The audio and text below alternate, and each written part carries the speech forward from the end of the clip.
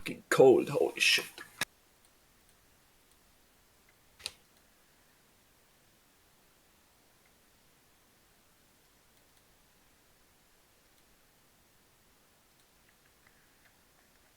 Cold? I was going to say, where the fuck are you? Oh yeah, you're in like the coldest fucking... Like it's I don't know, I don't have my phone on me. I don't know, it's Where in Switzerland are like you? the what is it? Northeast? Close to the border to Germany? It's a Basel. I don't know. Let me look You up don't know weather. where you live, damn. It's 18 degrees in Basel. I don't know. I'm not in Basel, I'm like 1.5 hours away from that. Yeah, It's but that's 17 degrees. 17 degrees. Using my No geoguessing rain. knowledge, I'll be outside your house. Yeah, Jesus Christ. I'm not gonna lie, fucking Basel, like just driving in the mountains, like, bruh, 1.5 hours. That shit is like 5 minutes. What are you yapping about? Yo. Hello, hello. Yo. Hello.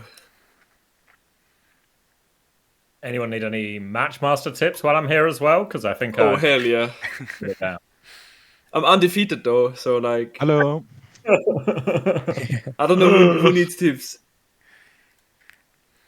Well, I couldn't fucking beat Sand, so maybe I need for tips actually. Never know. Fuck. Maybe San is just like the goat, you know? He's just for goat.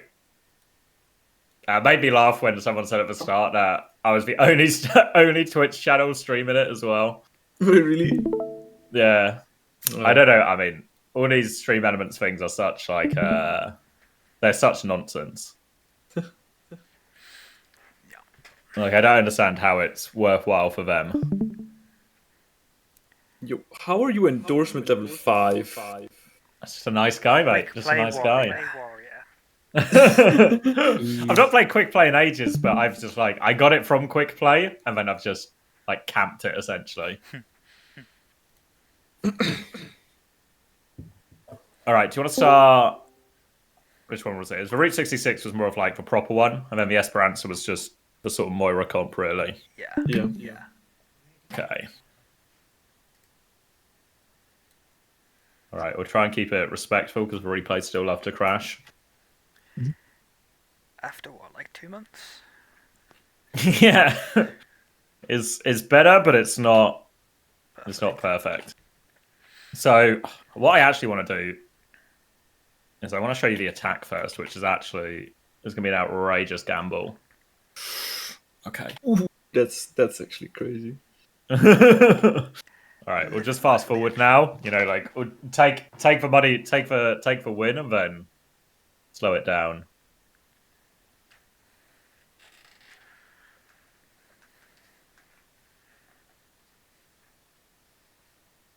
I hadn't paused it. Sorry, I was getting a message from the stream elements guy. They're apparently really happy with the stream, even though I'm pretty sure no one watched it and only like 5 people signed up. But Yeah, we're seeing happy. unprecedented numbers. I mean, Florian. If they're happy with it, I'm happy with it. I feel like it's a terrible business model for them, but that's their problem.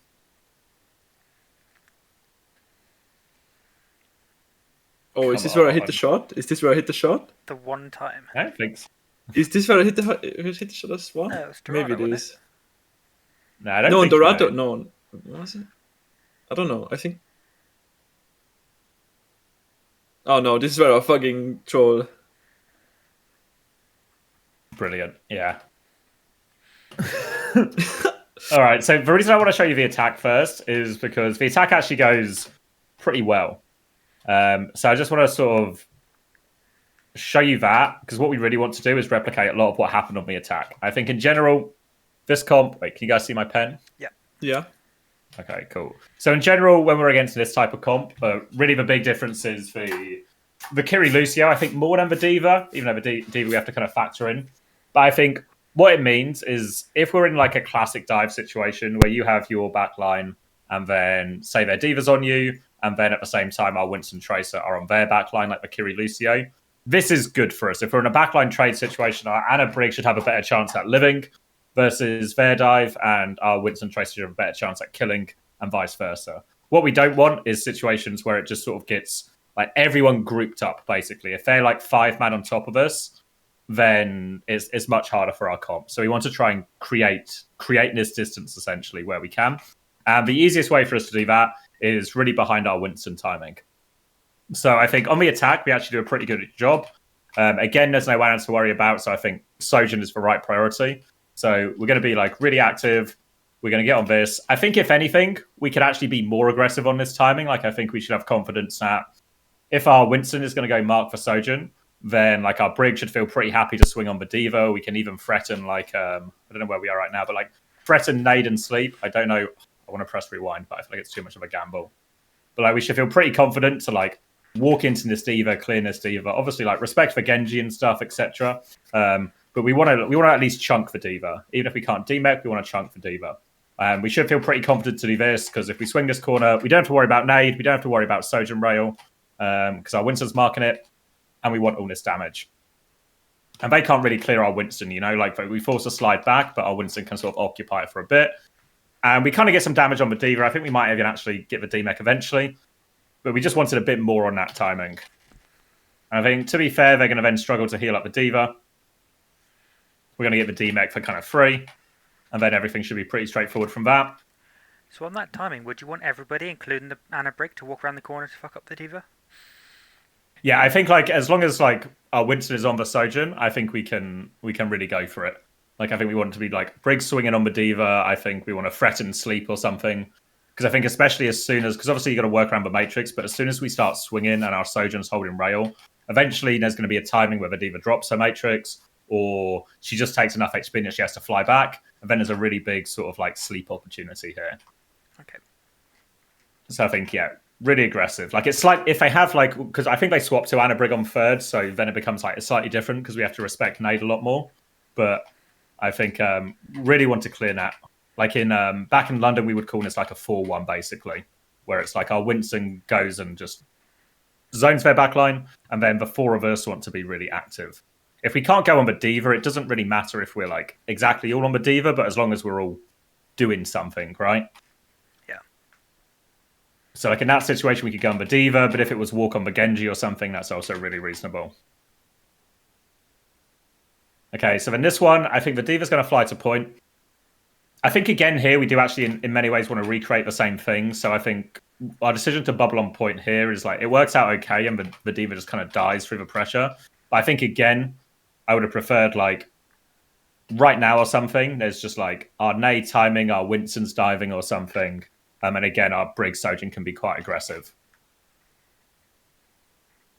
Because in the end, the Diva's just going to sort of get isolated on point. Their Lucio's going to go for a solo flank, which doesn't go well. So everything's sort of presented to us. But I think in reality is what we've done by doing this is we've just provided an opportunity, right? For like if their Sojin hit a shot or something, then maybe this fight can get a little bit messier. Our Sojin's going to win the duel, so it all sort of works out fine. But I think, again, we just want that to be sort of like our bread and butter of how we take the neutral in a lot of these situations. Now then, at the second point, I don't know if you guys remember it, but it basically it goes perfectly. But the reason it goes perfectly is because, again, our Winston is sort of like active or proactive. So again, we're going to go immediately on the Sojin. Obviously, in this particular situation, it's like, what do we walk on? There's not really a lot to walk on, but we should feel, again, like pretty empowered to just walk forward, get our Sojin an angle, maybe throw a nade if we see it type thing. Again, we're going to hit the nade. We're going to keep being active. They hit like a decent sort of counter jump or like counter boop on us to stop us getting the Lucio. But again, we've de-peaked or we've chunked the Diva. And now if you look at this entire fight so far, all their Diva's been able to do in this entire time is just walk backwards. Like I don't know how many times you guys play against Diva, but I know like there'll be a lot of Divas who basically every time a Winston jumps, the Diva will just like fly on them. So I think we just want to be ready for that as well. Do something similar to this. If a Diva ever just wants to like fly around and bully our Winston, we want to make sure we're sort of peaking with it. So again, we're going to get decent space. Cart's still moving. Again, our Winston's going to be proactive all over the Sojin. Like again, I think like our Winston has primal and just sort of sees a chance to go, which I think is really fine. But we should just realize as well now, actually, we can really start taking the piss in terms of how far we walk up, you know? Because our Winston's going to be able to solo the kill. Pretty happy about that. We're going to walk up. Maybe we could have just been against like a little bit quicker, but I think the principle's still really there.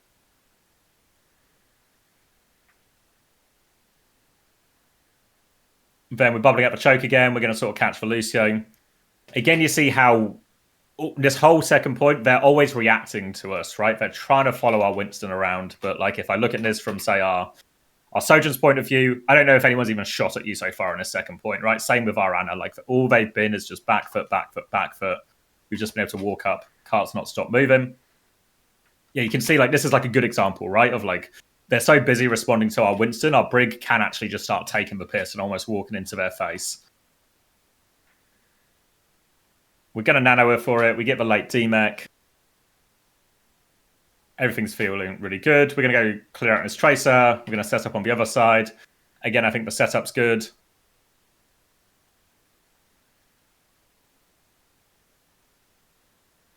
They're going to Kitsune rush out, and again, immediately as soon as their Sojourn tries to do anything meaningful, we're gonna rally, we're gonna bash on it, everything like that. They're going to hit their beat, doesn't hit half the people, and then it's just straightforward from here.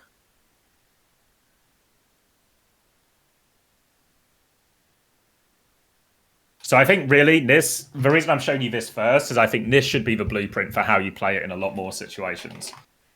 We'll go over the third point because we're here and I'm scared of rewinding now. But gamble. Because if a third point changes a little bit because they're on Anna Brig, Anna Lucio, but same difference. Really, the Anna is the key difference here. Now we just have to start respecting the nades a little bit more. Because I think we're going to throw our sleep out, which is probably just like wasted cooldown, really. Go for our nade, we miss the nade, they hit the nade. And then this is where, like, whether they're on Winston, Diva, Hazard, whatever, it always just sort of becomes this game of nades, right? In terms of, we've not really marked any of their flanks, we've missed our nade, they've hit our nade. I mean, their Anna's kind of taken like a... just swung main and lobbed a nade and it's hit us. But just need to try and be as aware of this as possible. And then I think, again, for you as well, Mikix, what changes now is while the Sojourn has been your priority all the time up to this point, is now we just need to mark the nade in all of these situations. So then their Diva's going to be able to trade a couple of us. We're going to jump out, and then I can't remember which one it was. Maybe it's this one as well, where again, it just feels like we haven't shifted our priority to the Anna enough. So they're going to be holding close. We sort of get a bit of vision on the Anna. And really the big difference, Winston versus Diva, is like the Diva's job to mark our backline is a lot harder. Our Winston should just be able to hopefully put a bubble in this area and block the Anna one way or another for a little bit. I think this one, we just try and move now, right? So Verana takes like a gamble going for this nade, but you can see how we're basically just like, we're just forcing point here. And I think really in these situations, let our Winston dictate the timing, you know? Like, I can't remember if I said this to you guys last time as well, but we want like, whenever we're playing these dive competitions, it really should be like our Winston and Tracer should say if they're ready to go. We go on our Winston's timing, but what I want our Winston to do is be asking, I can go now. Can we go? Are we all ready? Blah, blah, blah. Some kind of yes, and then we go. Because what happens here is our backline makes the first move. So one, we're not blocking the nade. But two, then what happens is Mikix is like, oh, fuck, I have to go. But all of a sudden, we're rushing our jump. We're jumping into a fucking travelator. We've got an easy boop or something, you know? So as like our backline, we want to be aggressive, but it always has to be in our Winston's timing to mark the nade, you know? So give our Winston time, you know, because we're pushing cart for free. Give our Winston time to get underneath and maybe find like a harder to boop jump angle or something. And then we can do the same thing. I don't think we necessarily need to rotate, but just some sort of swing out here, throw our own nade, even if we're just walking onto the Diva, that's really fine. And go from there. Because again, they're going to get one good trade off a nade, and then it sort of descends into a bit of a dogfight. They kill our backline, we kill their backline. I think we sort of trade up in the end. Yeah, I think we give a Lucio. So we sort of win the dogfight, but it's really like we've had to kind of clutch this in terms of the kills our front line have found. Then we're going to drop a primal. We're going to get a late kill on Viana. Our backline's back now. Again, there's maybe an example here of like, once we're all back, we should actually feel really like our Winston's doing their job, you know? Not only marked Viana, killed Viana, marked everything. want to recognize these situations where we can just be more aggressive with the back line.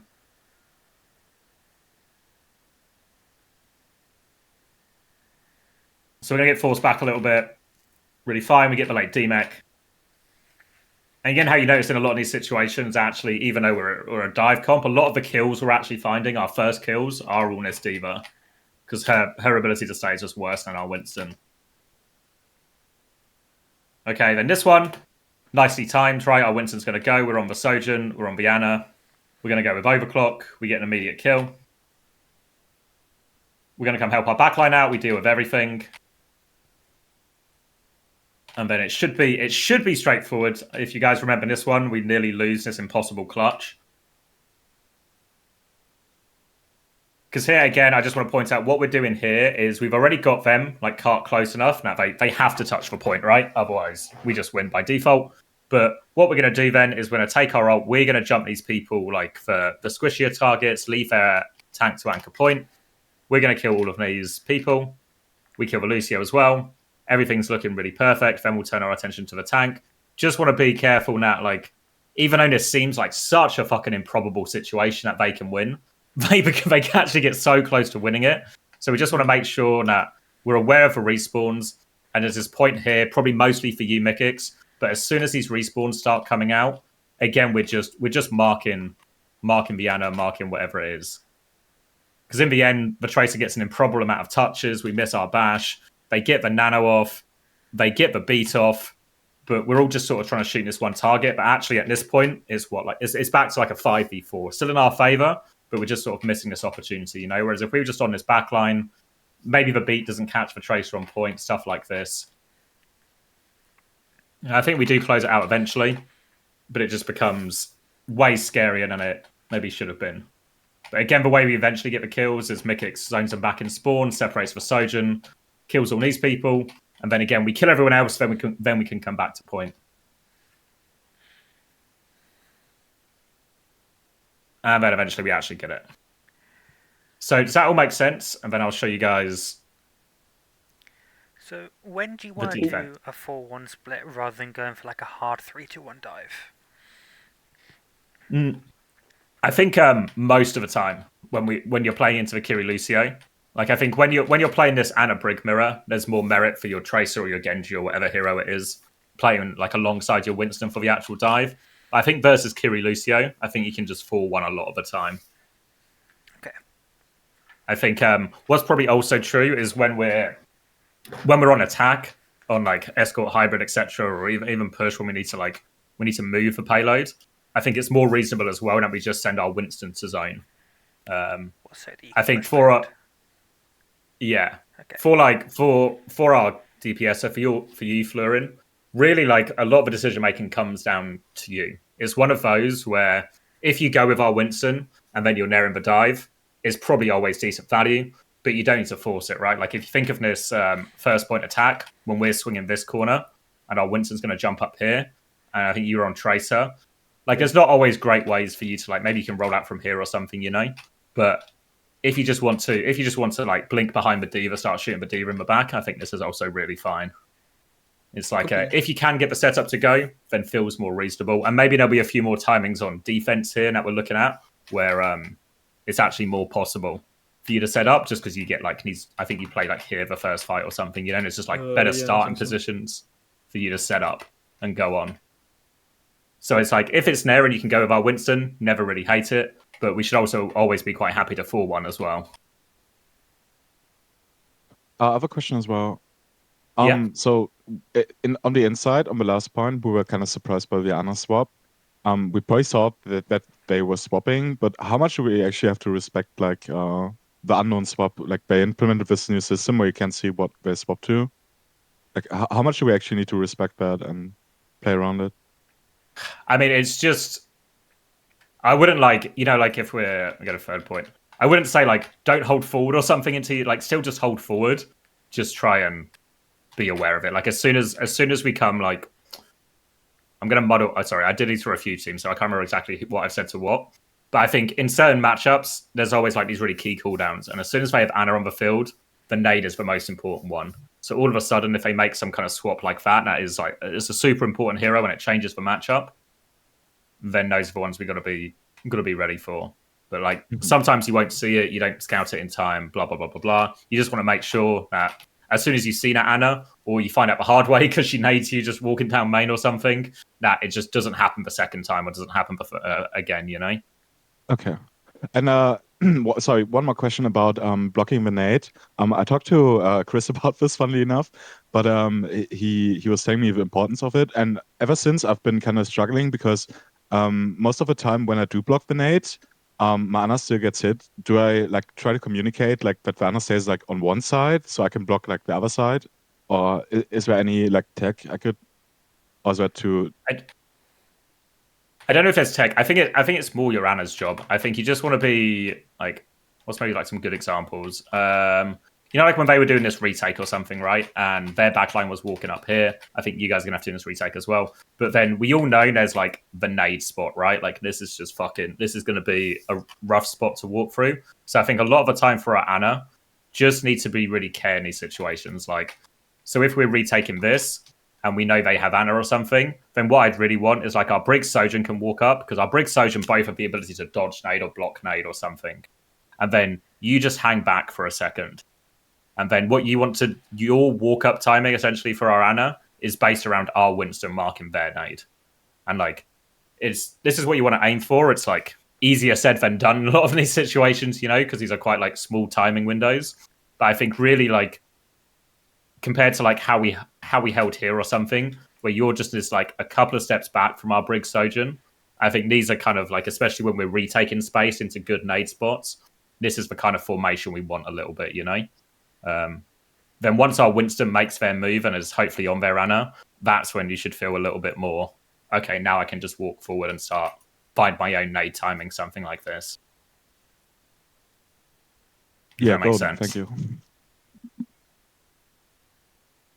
So then I want us to keep in mind everything, maybe keep in mind specifically the second, right, where they're always just chasing our Winston around, always responding to us. And then you compare that to how we play this defense. We're sort of like ultra slow, essentially. So like, if they're going to move the car up to the corner, we're just going to be trading. They're going to try and swing in our Winston. We make it hard. They sort of disrupt a shot. We don't peek our Winston that hard. But I think there's just a point somewhere where we got to try and look for a timing to go or something. Because I think what they're trying to do essentially is they are trying to 5-man peek our Winston, force our Winston to bubble or force our Winston to jump back. And then if they're able to do that, what their comp can do is they can like 5-man go onto high ground. And then we'll get what we talked about at the start of review, where there's just like 5 of them here, 5 of us here. And they're just in a kind of brawl, which kind of favors their comp. So I think we want to be really careful, and it is trickier on defense because we don't want to also, you've got to get the balance right of like, we want to go, we still want to be active and do things, but we don't want, this doesn't mean like our Winston jumps in here or something, right? Because as soon as we do that, we've sort of taken away our backline's ability to influence the fight. So we still need to talk about like what are the areas our backline can see, which is this area really, but we just want to be careful if they are trying to clear out our Winston, we're not just letting them do that without responding, right? So I think probably if I slow it down, there's probably a moment here where we disrupt a shot or something.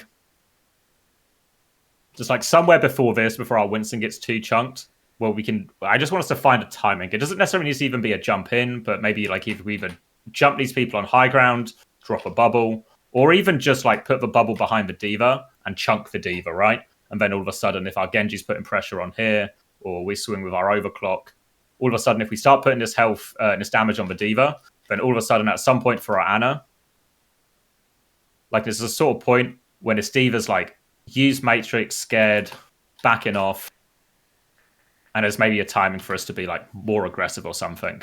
Now, because we've got this good high ground spot, I don't think it's quite the same in terms of like for our Brig especially. Maybe I don't want you dropping down here for it, you know?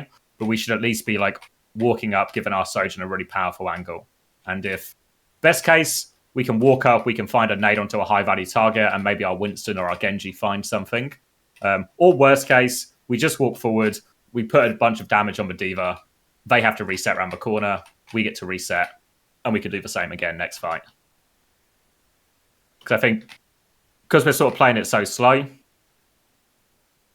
we're like really trying to hold on to bubble. But again, maybe even now, is there just a timing now where we can just like our Winston dives here, our Genji pushes here, and the other three of us get a chance to even like go on these guys, right? Like take a rail, get some swings onto the brig or something, or some swings onto like the Genji or Diva stop point, and just something to stop them. Because at the moment, it doesn't feel like we've actually done anything to them. You know, we're just trying to hold our positions, and they're slowly but surely poking us out and moving the payload. So then by the time now we've given them the space, they're able to do essentially what they're trying to do, right? They're trying to get in sort of like 5-man dive. Their Sojourn's going to swing, their Kiri can TP up here. And then their Diva gets like, I know, the God's boop. So unfortunately gets like the perfect separation onto our backline. But then all of a sudden we're sort of trying to play defensive and try and respond. And they're able to just find the value. So that's like the big balance of like, don't get carried away, don't go past like the area we want to hit, like don't dive this area necessarily, but also let's not just, we don't want to be super passive, or slowly but surely we'll just get all the space bullied back, and then they get to do exactly what they want to do in their dive.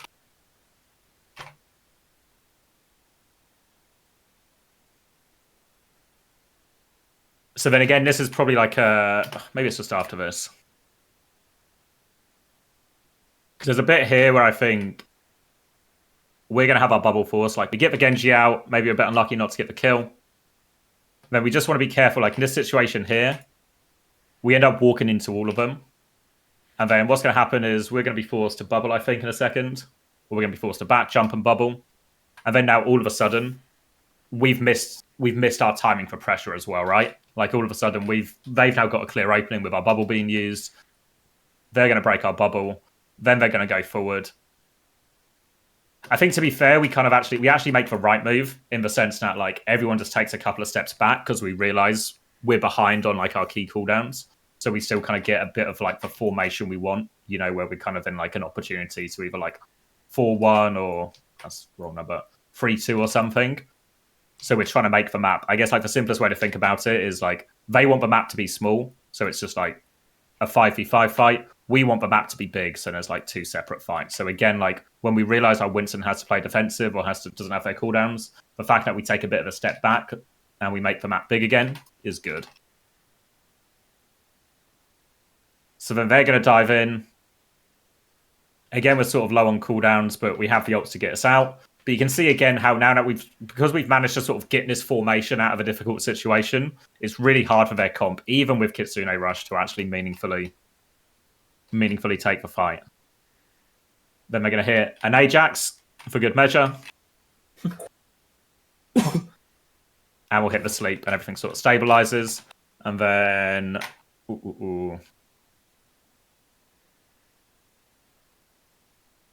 I think this one we demake for Diva, but we don't get our primal off afterwards. I think again here we're probably like, imagine like, if I look at our positions, we're probably like a little bit scared of the ultimates now, right? In terms of like they got Blade and stuff as well. But I think again, we just want to make sure like if Arana wants to start a little bit further back, I don't hate it. But again, that doesn't mean we don't want to be active at all at the choke, you know? Like in many ways, the best case is if we fight them here and they're forced to Blade, that's actually better. Like if we can force them to Blade in this area, then Genji dashes up, then we've got great opportunities for people to use their movement abilities or hit a sleep or something. The worst thing that can happen is they're able to clear us out of this area, go up here, and then all of a sudden they're like blading into the skybox and their Diva's flying on us or something. Because here we're going to bubble aggressively, which actually I think looks a little bit better. I still think like maybe like Fluring could be more aggressive on this timing. Can we put more pressure onto the Diva? We do get the Diva eventually, and then we don't get Primal off, unfortunately. But again, I think there's an element here of like, part of the reason this happens is because even though we're on the Diva, these people are unchecked, right? So it's not always going to be perfect, like the Diva's kind of intimate kills there, but just want to make sure we're still like, even if we're going to have to play to try and live some of their ultimates, like the Blade or something, we don't want to just be so scared that we're just passive and at the back of the map doing nothing. Because if we're just super passive and not doing anything, then they just get a chance to use like the Blade exactly how they want.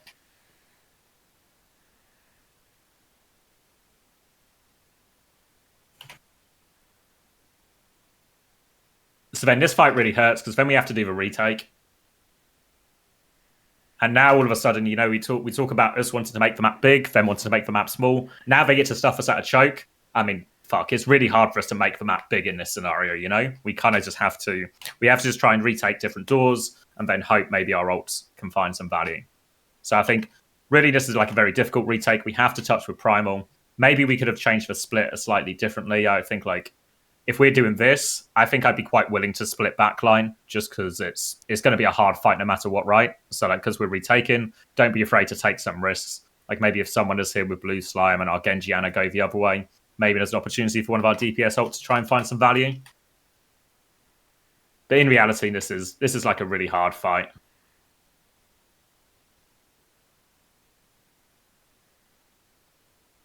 And we get a kill. We're going to see 9. Maybe we could have won the fight. Maybe we couldn't have if we don't see 9. But like, these are the tough ones. Like when we lose these fights, I think these ones are like it's quite reasonable for us to lose this because it's such a hard retake in general. Hard in particular for our comp versus their comp. Those ones are always going to be tough. What we want to make sure is if we have to take a couple of tough fights in the map, it's okay. But what we don't want is when we have like the good spots, when we have this kind of setup or something.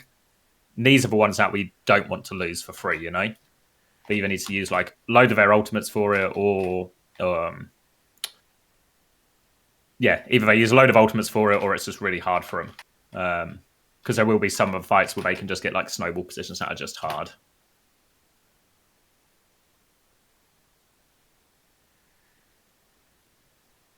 So in this one, we get a chance to sort of reset their position a little bit. We're going to get their Kiriko for free, which allows us to take the entire map. We clear them out, and now all of a sudden we have like the good setup again. You know, we have space and we can play to make the map big. I think we just want to try and instill like the same principle, you know? Like it's overclock versus overclock. It's going to be really reasonable. Just want our Winston, find the timing on the Sojourn. The rest of us, try and play as aggressively on that timing as possible, whether it's walk onto the Diva or walk onto the thing on point or whatever it might be, based on like what we see them doing. I think here in the end, we go for this jump, but I think it just has to be here, you know? Because if you go here as well, all of a sudden Flurin as well, he can get involved. Their Sojourn's life becomes really difficult. Meanwhile, our Brig and our Sojourn are just walking onto this Diva. The Diva's life's going to get really hard. Whereas in the end, we sort of bubble off the Diva, but they get to break the bubble. And then if I go, where is he? Like their Sojourn just has basically unlimited options. Going to be able to turn one of a kill. And I go, how long? Like now? Now is when their Sojourn sort of first takes damage into this overclock, right? And it's just like, it needs to be just, that has to be our priority every time.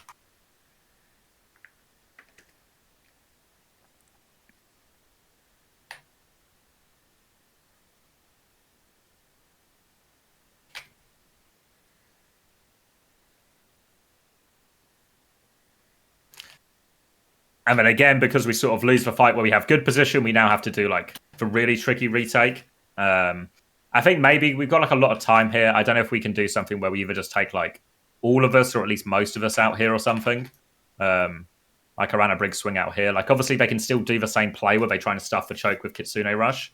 I just think maybe it's a little bit easier if we walk out here and they Kitsune Rush us. We've got like the corner to get around, you know, maybe we can defensively nano or something. Try and make it work. Because I think we're going to try and peek this one. We sort of nano out.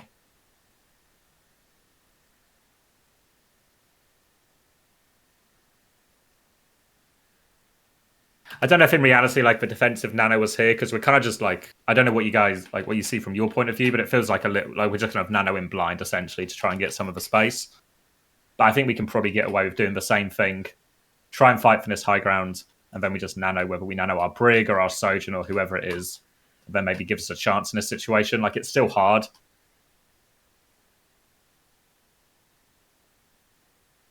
Still hard, but I think either something where we like don't nano blind if we don't have to, and if we have time to do this retake, I think it's just better for our backline because this choke is it's just so out of, especially if they have like any decent ults for it.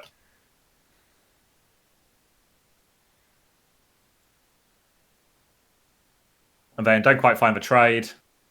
And then we just can't touch again.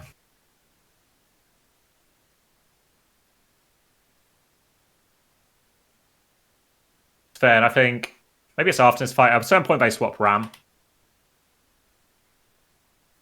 But I think for the most part, our idea is the same. You see this time, the Diva's going to try and fly on our Winston. And again, if we ever get in this situation where the Diva's flying on Winston, really happy, right? We just get to hit the nade. We clear the Winston. Our Genji's free. They're going to go for an optimistic Poco Bomb. And then we can all walk forward. And then we get, this is like, all of a sudden, looks like the perfect 4-1, right? All of a sudden, our Winston's occupying everyone. It's probably true as well. I don't know if like in these situations, because sometimes our Winston kind of just has to play what he sees, right? Like if he sees the Sojourn trying to make a move, he'll just make a move, try and shut down that angle. But there's probably a timing before this, like before we get this kill, where the 4 of you guys realize we're fucking 4-1ing this guy and he's absolutely cooked, right? If we can say anything like that to our Winston, just that, we're just dealing with Diva, just play so, or peeling Diva, peeling Winston, whatever tank it is. I think that probably makes our Winston's life a lot easier. Because in reality, we don't need to go in and primal here, right? There's plenty of opportunity for us just to back jump, play it slow, give our time backline to kill the Diva. But obviously, it's easier for our backline to call that than it is for our Winston to sort of look behind and realize that in the moment, you know? So anytime we can help our front line in terms of it is a big help for our Winston. I can't remember, maybe we do get the kill in the end. No, I don't get the kill. I mean, we still end up like 1 ult, we win the fight, but could have been a bit better. It's fair. Now they're going to swap Ram.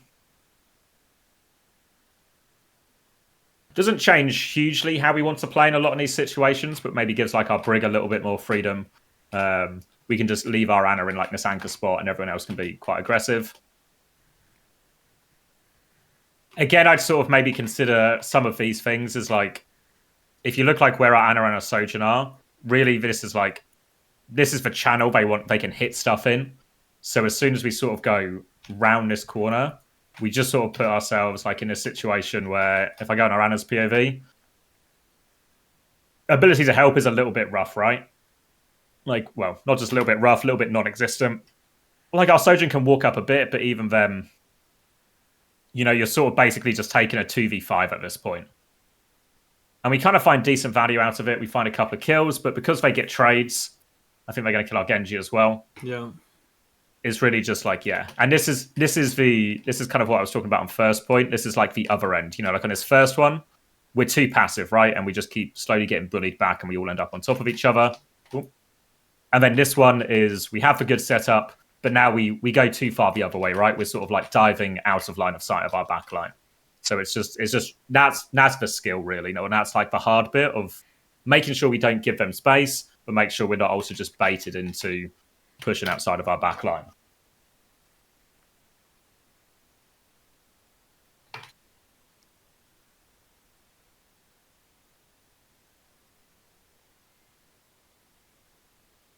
Okay, so and then of course because they get those trades, these are the fights that end up really hurting us because then instead of having this good setup where we can maybe force them to Kitsune rush or beat in this area or something, and they still have to cross a long distance for our Ana, they get to kind of walk up for free a little bit. And our position's not quite as good. Oh, we're gonna get Lucio picked, so I guess everything works out fine. Oh wait, maybe. Oh yeah, I'm thinking of a fight after this one. That's what I'm thinking of. This one maybe feels a little bit more the same, where again, like we're sort of blading around the corner. It feels a little bit better because obviously we've been able to walk up and stuff, right? But again, we're going to be in a situation where as soon as we sort of start chasing kills around this corner, we're just in a situation where we get traded again.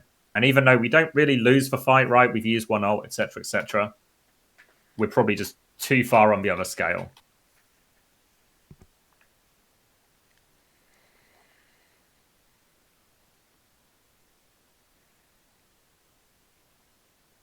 And then, yeah, this is the fight I was talking about, where now all of a sudden, rather than getting a chance to force them to use support ults here, we're in a situation where they can sort of walk up, get really close to us, and then start pushing with us. I will say as well, maybe if we're in these situations as well, actually for our Brig, especially if we've got Rally or something, even though we've had a lot of value out of this position, and I think especially when we're playing like they swap to a Ram or a Queen or a Malga or whatever ground tank, like you supporting the Genji on these kind of positions is good. I think especially like if we have rally or something, just want to make sure we're in position that we can actually get like value out of it, you know? So it's like if we had a chance to hold forward and you were holding this position with rally and you were like, I'm just going to rally into them and we'll go play for trades or something, I can really get behind it. But if we're in a situation where we're retaking, they're probably going to push us with a blade, with a support ult, with a whatever. Just needs you like the same side as Arana, basically. We're probably also just too far up here, like all things considered, you know, based on where they started. But I think if we have the rally, we've actually got like, you know, we've got an extra healing, we've got packs, they all cop a big bash. There's like a better chance for us. There's probably like a decision here as well, like where you sort of bash away, where this is really situational and stuff. But because we've lost the pick, maybe what we actually need here is you just need to like suicide bash for it, basically, just to try and get us a trade or something, because it's already going quite badly. Like if you would maybe just double down, like I know it's scary versus the Ram, but if we could find like another bash timing here or something, then there's maybe really is a couple of kills for us. Yeah, I think oftentimes I play my life too much instead of like trading. But that's like a good call here to do that. Yeah, I think most of the time when you're like trying to figure out needs decisions, because it's always hard in the moment, right? Because there's a billion things going on. But I think just in general, like as soon as we have spawn advantage, right? If we get the trade, we're really happy, you know. Like if you rally and we get a couple of kills out of it, even if you die or we lose a couple of people, we should always be able to win the stagger fight.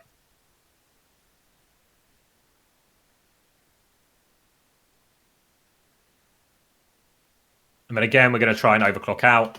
But you can see how now, same thing that happened on second point, same thing that happened on first point, right? They've just got us stuffed up for choke. Our Winston is forced to point. And now all that sort of formation and 4-1 opportunities, etc., everything we sort of talked about, it's really hard, right? Because we kind of want our Winston to market, but we also need someone to touch point. They have all the ults, and we're just sort of pinned in.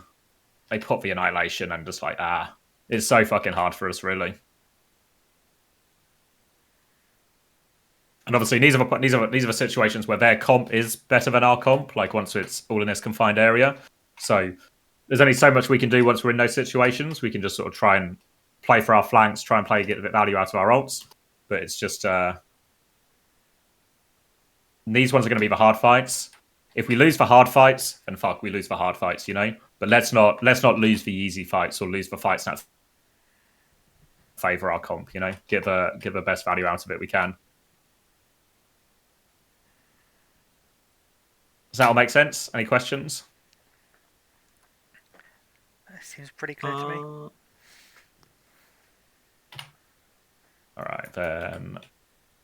Will it give me a cursor? Please give me a cursor. Here we go. And then the Esperanza. So this is where... Right, it was... you guys played versus the Moira comp. You were playing, was it Anna Juno again? Or Anna Juno this time. I think some of this is going to be about the Moira. We'll talk like a little bit about the, I guess, the differences between the comp, but I think some of it as well is actually, this would have been a problem almost regardless of a matchup.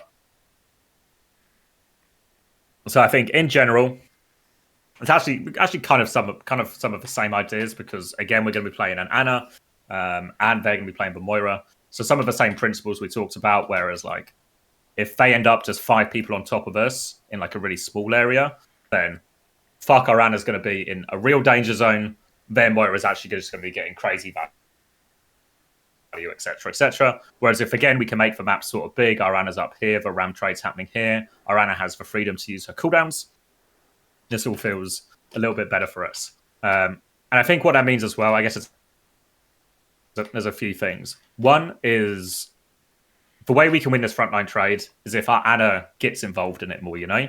So like if a Ram's trade form or something, our ability for us to nade for Ram pretty consistently or even sleep for Ram as he pushes forward with form, really good for us, right? And then all of a sudden our Ram should just be free to get a bunch of value, etc., etc. It should be quite hard for them to clear our Ram compared to if we can use our Anna cooldowns.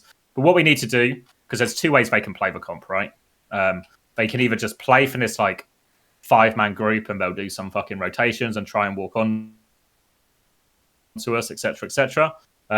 If we want to do that, if they do that, which they don't really do in this one, to be fair, but if you play it on a smaller map, they might do it more often. If we're in this situation where, like, say our Ana's here or something, our Ram's holding the corner, and they're just going to try and do some kind of bullshit where they all just try and go fast and they try and 5-man onto our Ana, it's really hard for our Ana if they really want to, right? We can do a lot of things, like if they want to make the first move like this, we use our speed ring for our Ana just tries to take fucking evasive maneuvers, right? Trying to find like a good value nade as we go out. The important thing, if they do these big 5-man rotations, which is maybe more common when they do like beat or coalescence, is that everybody who is not our Ana just needs to make sure we get big value, right? So if they're going to try and rotate through here, or if they rotate through here, there's huge timings for us to get a slow, for us to get a dash through or something. So maybe they can kill our Ana, and there will be situations where we can't stop them killing our Ana. But we just have to make sure the price for our Ana is everything, you know? Like, okay, you killed our Ana, but we trade like 2 or 3 kills for it. We still win the fight. So to be fair, that's kind of just a theory, because they don't do that very often at all. They actually play like this really wide style instead with like their Lucio Genji. And I think, to be fair, skipped. It's okay. So paranoid now. But to be fair, Esperanza's a bigger map, right? So it's harder for them to, if they're doing these like big long rotations, it should be so obvious for us, you know, to see whatever way they're coming. So they instead try and play with the Lucio Genji. So again, if we talk about how do we want our neutral to go, we want our Ana to have opportunities. Now, once their Ram uses form, we have a chance to nade or we have a chance to sleep. Then our Ram, our Genji, everyone can be kind of aggressive, our Sojin swing. So what they're going to try and do to sort of stop us doing that is they're going to play with this Lucio Genji group really wide. So basically, if we ever try and go forward, there's an opening here for the flank, and then our Ana gets isolated here. So what we want to do in this situation, they're going to play this style, is obviously we want our Genji to market as much as possible. Our Juno can help. And I think what we need to recognize as well is that, I don't know how long ago this map was, but how good your memory of it is, Mick, is. But I feel like actually our Ram is in zero fucking trouble in this entire map. Like, the number of times our Ram is just standing at a corner, and even if they're like 3 or 4-man peeking him, they just can't do anything because we got the double pocket and everything like that. So I think we should feel really happy that our Ram can just buy all the time in the world on this, and therefore that frees up everyone else, because while we want Florin to be responsible for marking the flank, actually, what else are we doing? You know, like if we look at this last fight, keep your eyes on like, I guess, like their 3-man core, right? And just, does their 3-man core do anything? We're going to trade shields.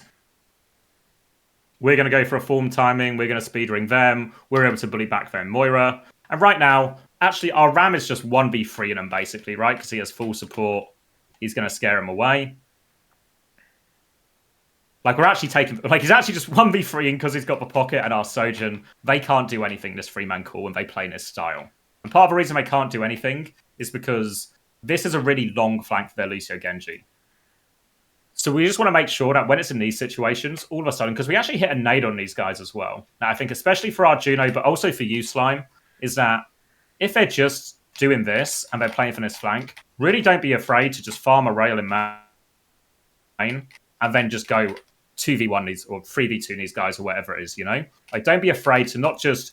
We don't just want to mark these guys, but if they're ever taking a long flank like this, we should feel... And obviously, if we push them and we get a kill, cool, we can get a kill, we can come back and we can just, you know, 5-man blob walk forward, everything's fine. Even if we don't get a kill, what we should do is we should at least make them, like, piss off for a long time, right? They have to fully reset all their cooldowns or something.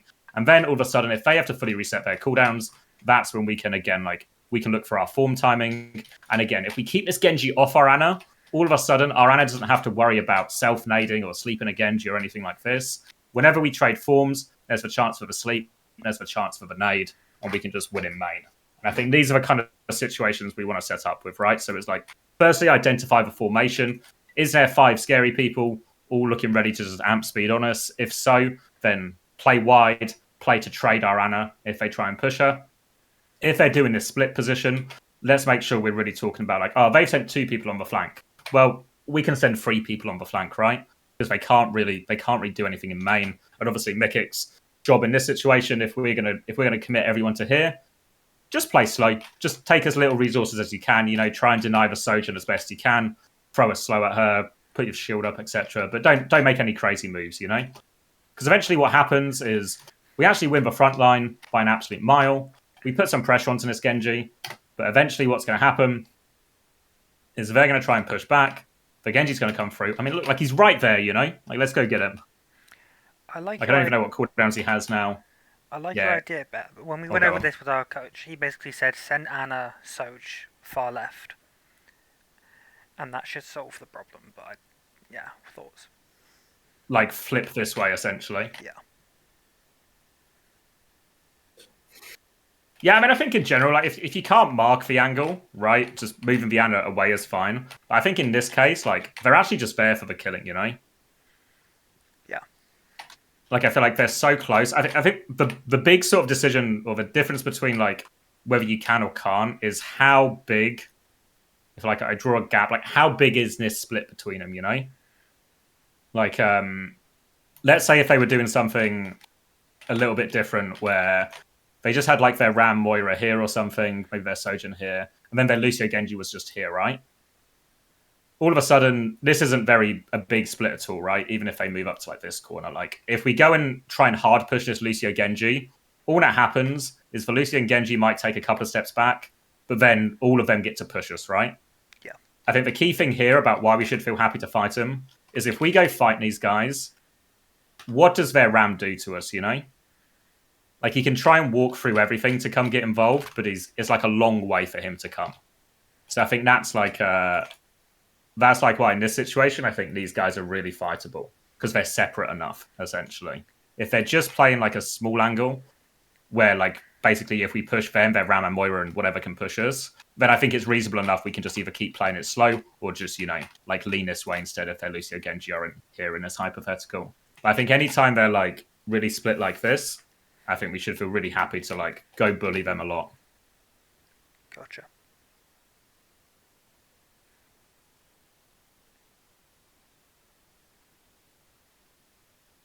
Because then again, in reality, we're actually kind of winning this, but we're like, there's opportunities for us to win it, but eventually they're going to come back. Florin's going to get low.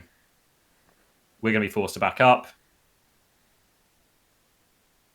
And it just feels like, yeah, like they're just here for the killing. Would you have the Juno assist in chasing that? We're going to faster. Oh, go on. Yeah, I think really we can be like quite decisive. Like once we spot it, we really shouldn't be scared to just be like, oh, Soj and Juno walk in and fight it. Like obviously, you know, respect if Genji has all their cooldowns, can still one-shot us, blah, blah, blah, blah, blah. But we can take the fight. Gotcha.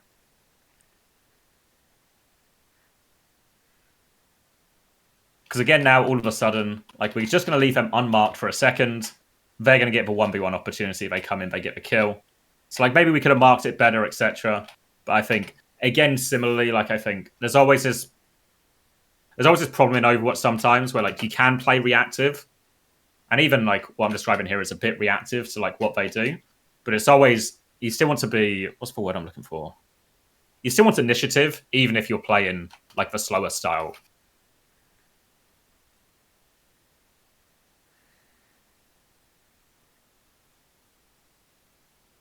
So then, so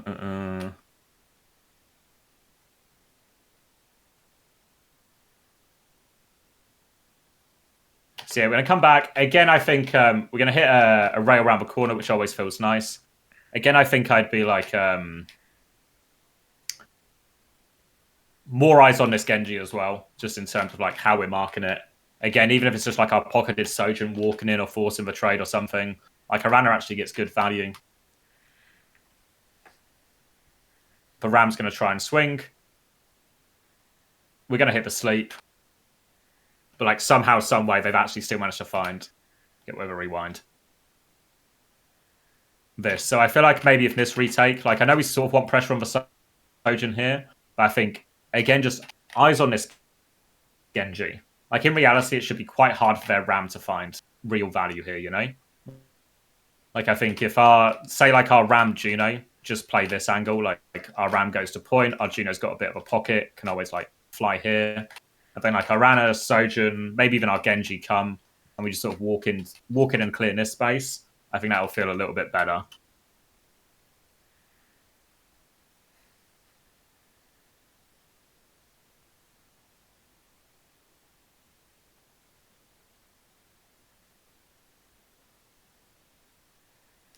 Because to be fair, we still win the fight. Still a lot of good things, but it's just like tidying it up a little bit.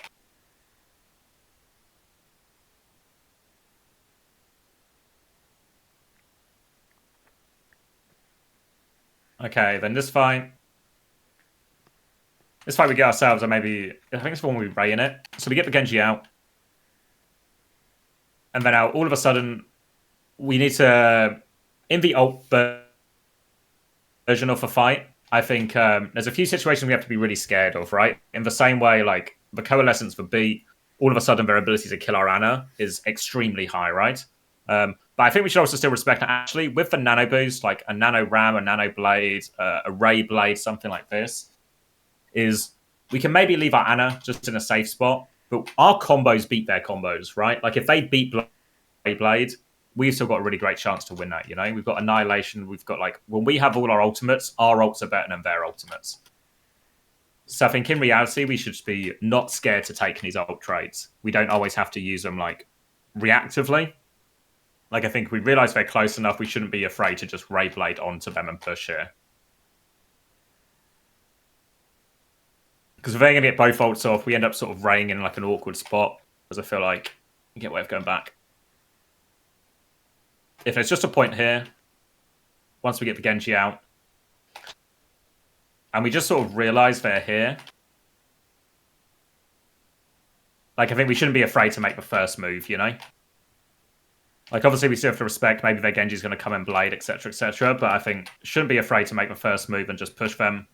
In the end, by the time we actually go, everything's just sort of ended up in a bit of a weird situation, right? Like our Juno ends up sort of having to ray in their face. I think there's like a way to say it. Like if you're going to let them go first, or you just want to play blah, blah, blah, but actually what you want them to do is like they beat round the corner, and then you're here or something, and you ray back, right? And then we have a time to stabilize in our ray and get value, etc., force them back. If we want to push, we want to push before they push. We sort of end up with the anti-timing here, and like as we're trying to go forward, they're already going forward and pushing past us. So I think it's kind of always true in Overwatch, like both can work, but I think it's just that sort of clarity of like, are we just going to push with Ray here? We're just going to use our combo because we think our ults are better, or we're going to play it really slow because we think we've got good position and just make it hard, you know? So they have to like coalescence out here, and then we'll match Ray or something.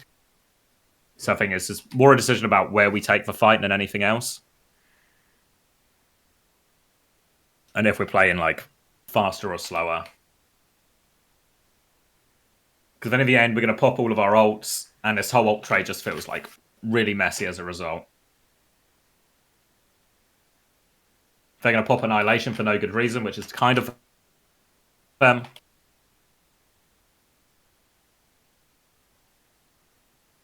I think, which one was...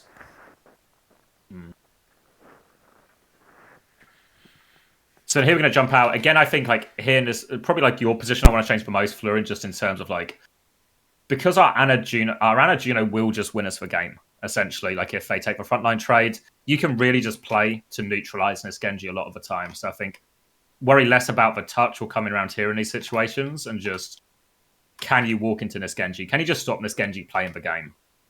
Okay. Because in the end, we're going to get a pretty decent swing out. Maybe this is an example of kind of what you guys were talking about before, of like, once we realize the Genji's here, there's probably just like, can we just go somewhere, just move away from him, make it a little bit harder?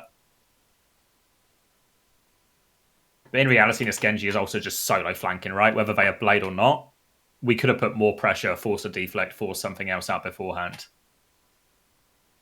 Because in the end, we're going to win the Sojourn duel. This part of the retake all looks really good. Again, if I look at my Ramatra, just able to face tank their entire team with nothing like, can't be stopped, basically, you know, can't be run over, can't be bullied off a point. But what's going to happen is eventually this Genji going to be unchecked this entire time. Eventually is going to like pull out a clutch, and it's a decent fucking clutch for what it's worth. But It's like there was opportunities before this for us to just stop any of this happening.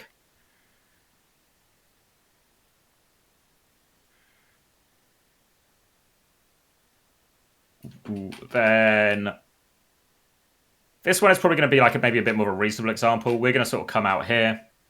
I think we just nano and win the fight. Again, maybe just an example of like the fact that the fact that we just win this frontline trade so heavily when Arana can play. And again, if I look at this one, our Remarch is going to swing with Nano, going to solo the entire team. I think the Pharah swap is reasonable enough, but I think your job's still the same, right? Just to like make this Genji's life hell. We're going to push on our Nano timing. We force him back. All of a sudden, what we have on this is like 3 people looking at this Genji. We're all over it. Our Pharah's going to be there. Our Ram is able to solo them with an ult.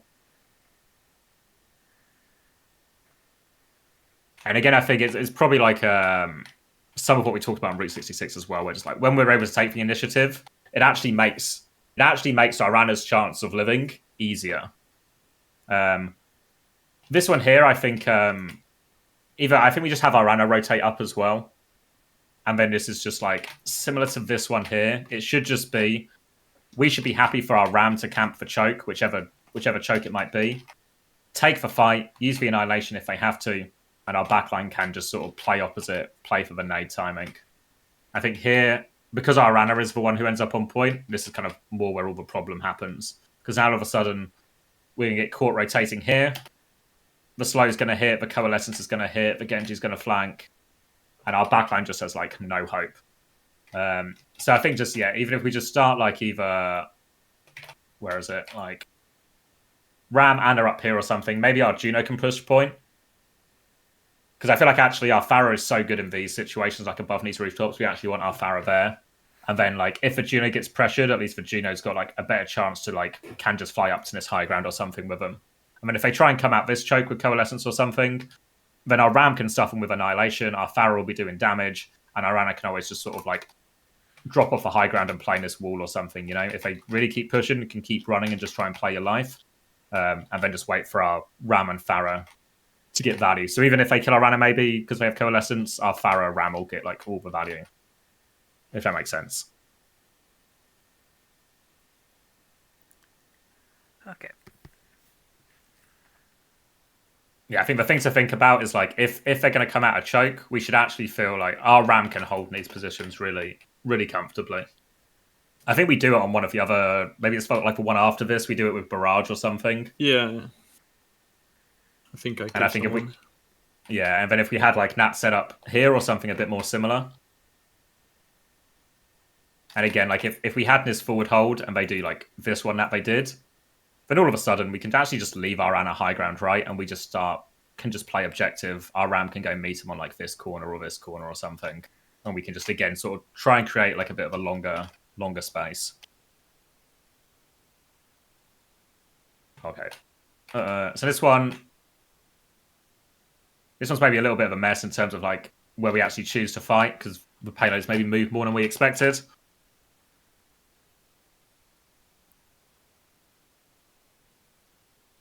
You see again how our Ram's able to sort of tank a lot of the aggro, pops the annihilation. Our Juno, like on this situation, our Juno's even like on the Genji's head, kicking him.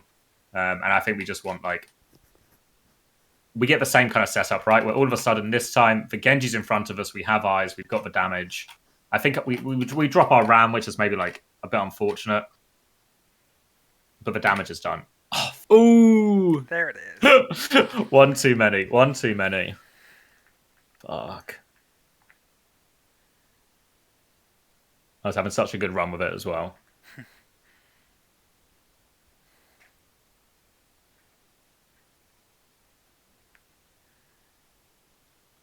Oh, there we go.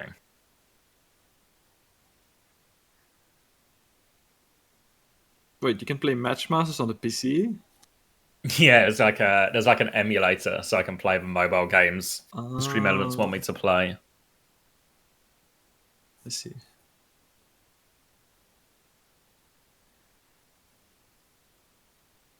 All right, now we have to really gamble to get back to where we were. It was like 6.5, probably. A bit more, maybe.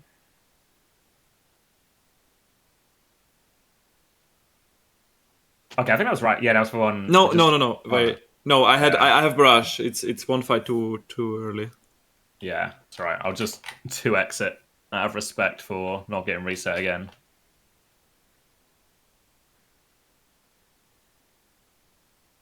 Yeah, because this is the one where actually in reality, if Arana was just on high ground, that fight feels really different. This one we just watched, we sort of like get ourselves in a bit of a mess in terms of where we start the fight from, but eventually we are able to get that similar kind of setup where we just have their Ram sort of like our Ram tanking their Ram in main, just keeping them at bay. Arana's got like a good position to influence the fight. And we've got a lot of eyes and attention on our Genji, which means we can just sort of pour resources into his front line. Hey, Mickey. Hello. Oh, yeah. All right, then this is the barrage one, I think, right? I think so. Yeah.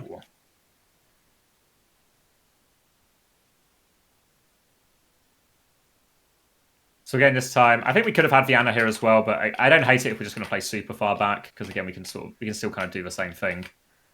But I think we should be really happy to like stuff this choke. Like our tank position can really just be on this corner, and I think if we do that, then we can get away with like more aggressive Anna position as well. But they're going to try and swing with overclock. We're going to get massive barrage. I think we even get the fadeaway one on the Moira as well. I'm more than happy. Like again, I still think we could have like set up a little bit more to actually stuff for choke. But I think that feels a little bit better.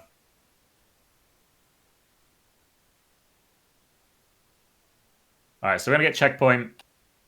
We're going to start play the slow fight. So obviously, or like, our comp is better at the slow fight, but we also are behind meters here as well. So I think, even though we can sort of hold this position forever, I think especially depending on like what ults and stuff we have to be willing to try and make the first move at some point. And I think, like in this ult situation right now, doesn't actually feel really that possible to make the first move, right? Because we're going to push into like 4 ults. So if we push around the corner, they're just real chance for them to just like one-up us in terms of ults. But I think the least we want to do is just try and be a little bit more active with some of our like flank positions here. So as much as we're both sort of marking angles, like what Blue Slime does here, I think I'd really be more willing to see like, can we even just put our Pharah here? Obviously, we need to respect if we do that, we sort of leave this open, but we can keep eyes on it. But just try and do something to like fish for a pick or something. If we don't want to start the fight, I think then that's really was just coming from spawn. I was. Yeah. Yeah, but I've just stood there for like 5 seconds at least. So. Yeah, and I think, to be honest, as well, what we can do in some of these situations, when these ult situations are difficult, where basically you don't have the ults to win the fight, right? I think especially like overclock is really good for this. We can like start with overclock, because we can start like if we pocket our Sojourn up here or something, there's a chance for our Sojourn to overclock, and maybe they just hit a shot, but at the very least, we'll probably force something out of them, right? And then we can do this, like we can just call it like, we would just call it like a force play or something in London, where we're going to overclock. Maybe our Juno can step up a little bit. It's just about a J, just to pocket it. But our Ana can still stay in like the God spot or something, you know what I mean? Our Ram can still stay on point. And we're just trying to like bait them into sort of making a move, you know? And that's maybe like an option for us when we're on like a low ult situation, but we need to try and win the fight somehow. Because in the end, we're going to go for the Ray push. But this is like, we go for this Ray push, but then I have to say, like, who's really in this Ray? Like, none of us are, you know? Like, if we want to do this push, then I think we actually, like Blue Slime's position is probably fine. But then I think, if anything, like, even take this flank or something, you know? Like, we need to sort of commit to the push a little bit. Because at least then, if you walk up here, if you come with our Pharah as well, if we run into the Genji, we've got a decent chance to, like, spam the Genji out. But if you walk up to here, there's maybe a chance for you, like, sleep, at least throw a nade and get back or something, bit of pocket onto our Juno or something. Again, like, even though it feels like this is a scary position to be, if we're raying and pushing into them, there's going to be space on the map for you, you know? And if they coalesce into you or anything, at least you've got, like, a decent bit of cover or something. Because I think what we do here is we basically just take, like, a 2v5. We actually kill the Lucio, so all of a sudden it's super winnable. But now our Ana's sort of stranded in this 1v1. They're going to end up blading. And it's not the worst thing in the world. We trade 1 for 2, etc. But like, if we're going to try and do, actually, we trade more than that, and we get the annihilation out. Actually, horrendous annihilation value from this ram so far in this map. But so it sort of works out, you know. But it's like, if we're going to take the fight, then like at least we either want to do it in a way where we're baiting them, where we're intentionally holding good position still to try and trick them into coming around the corner by starting with an ult, or if we're just going to push with Ray, then let's set up for it. You know, let's at least have 5 people involved. And it might still be like a difficult fight, you know, maybe if they get the beat off, we still lose it. But at least then we force like 3 or 4 ults out of them, you know, we've made it like a hard thing for them to deal with.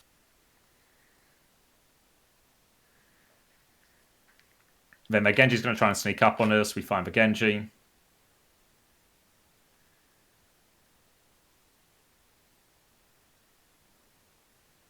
Then again, there's like a thing here of like, if we watch like our Ram here, considering we're not quite all in the fight, we're not really set up at all, they're going to try and push our Ram. But our Ram is very much in like a 5v1. I think he's had like his heel shielded as well, etc., etc. But their comp is actually just a bit shit at fucking killing our Ram, you know? Like, going to get the nano, they're going to beat back, annihilation. And again, we can sort of see the fact that, like, even though we didn't super set this up, the fact that we've got to use our ults, they're beating on this. All of a sudden, despite the fact that they've beated, everyone has all the space in the world, you know? Our Ram's going to be able to do a lot. We get a lot of damage onto the Genji. We kill the Genji. We hit the nade. Easy kill on the Ram. Everything very straightforward.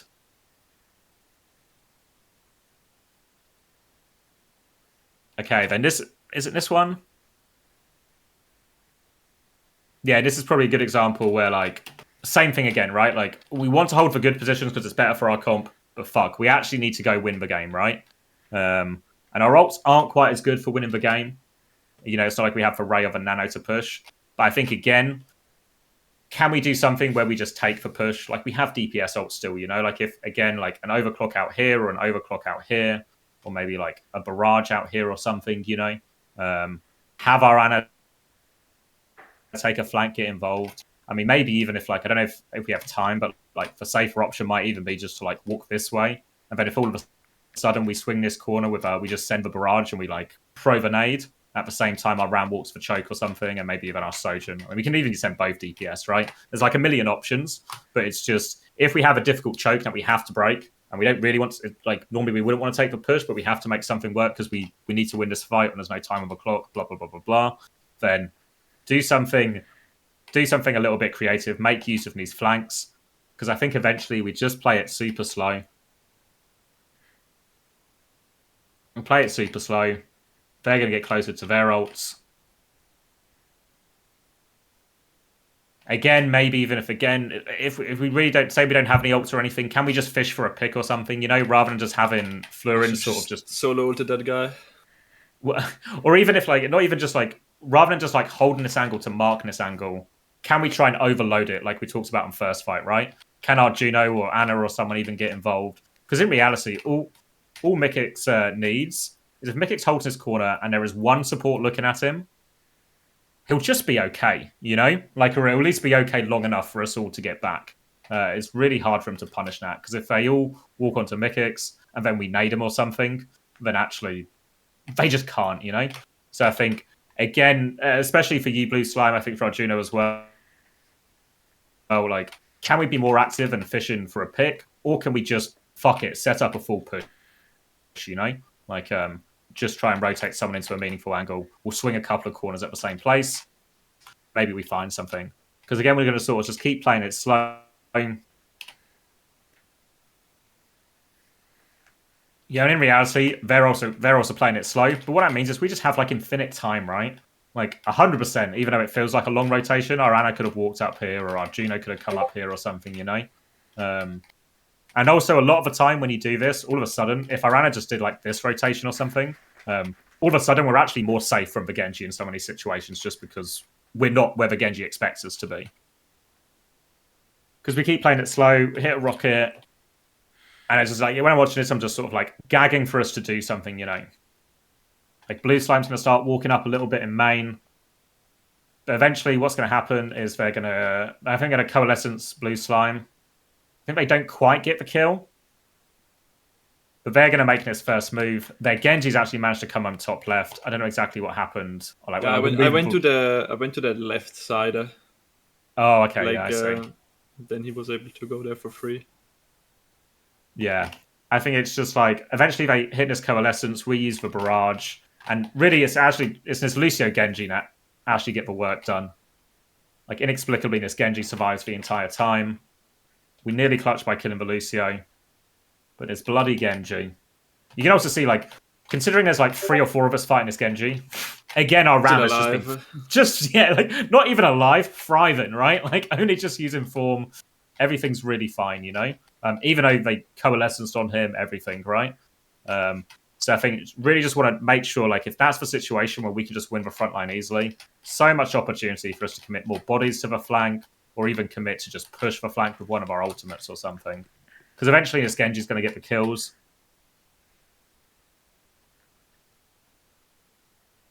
And like the Genji's going to clutch and it's over.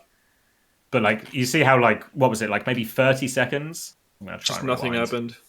Yeah, and again, if the scores were reversed and we were sitting on 87 meters or something, I'd say yeah, fuck it, right? We just saw how difficult it is for him to push, even with coalescence. Say yeah, go on. Maybe we can still like try and bully the Genji if he comes up one of these flanks or something, but we can just slow it down. You know, by the time this actually ends, if we were in the lead, we're about to have like nano and all of this stuff, right? And then this Genji doesn't get the flank for free because we're playing it slow. But in these situations where we need to make a push happen, like don't be afraid to take risks and take like I feel like maybe it was the Esperanza we watched last week, was it? But you know, like when Sojin just gambles that nobody's going to look left, and we get the retake for free because of it. Like when we're having to do these difficult retakes, same we talked about Route 66, right? Some of these retakes inherently very hard.